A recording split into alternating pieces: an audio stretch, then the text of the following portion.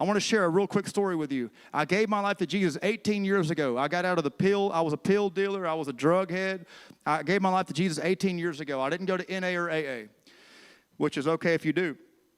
But I was a hardhead. I wouldn't get around people. I was like, anyway, it's a long story. But I trusted in God, and I prayed to God. 7 days after I gave my life to Jesus, the Lord told me to hide from the world. Okay, for a couple years, and that's what I did. But I was dropped off at a gas station for probably 5 minutes. And when I walked in the gas station, a guy that we always sold to or gave stuff to because he never had a pot to pee in.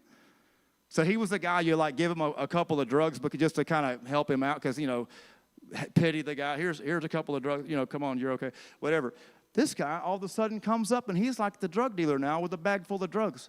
And I'm not talking about like the cheap junk, but I'm talking about he had like the pharmaceuticals. Like, you feel me? Like he had stuff that was like $30 a pill, $40 a pill. Y'all okay? So he's like, hey, man, what's up, man? You want something, dude? And he's like, morphine pills and all these pills. And I was like, nah, man, I got Jesus.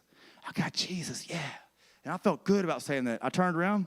I took a couple of steps, and it was like the enemy harpooned me and pulled me back. And I spun back around and said, yeah, man, just give me one of those pills, you know?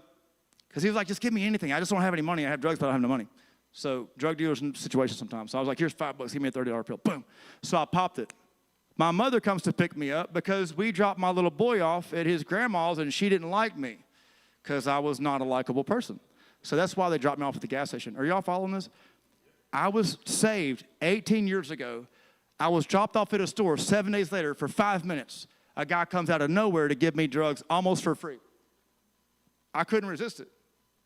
I popped this pill, and then Mom picks me up, and I'm sitting in the car now thinking, dude, I'm the biggest loser that ever lived. And, you know, and so we got back to Mom's house, and I don't know if you remember this. I walked up to her. I thought I was okay now. I thought, Kyle's going to give his life to Jesus now. And the devil's like, you're an idiot. You can never live like those Christians. You're a piece of junk, you know. And I walked to my mom, and she was in the backyard, and I said, I'm a failure. And I just started crying. I said, I can't do this. I can't get it right. Can't get right. And then I'm praying, God, please help me. Please help me. And I'm walking around in the backyard, and I looked. This was 18 years ago. And I looked, and there's a big, giant oak tree. I did not know this scripture. The big oak tree in the backyard.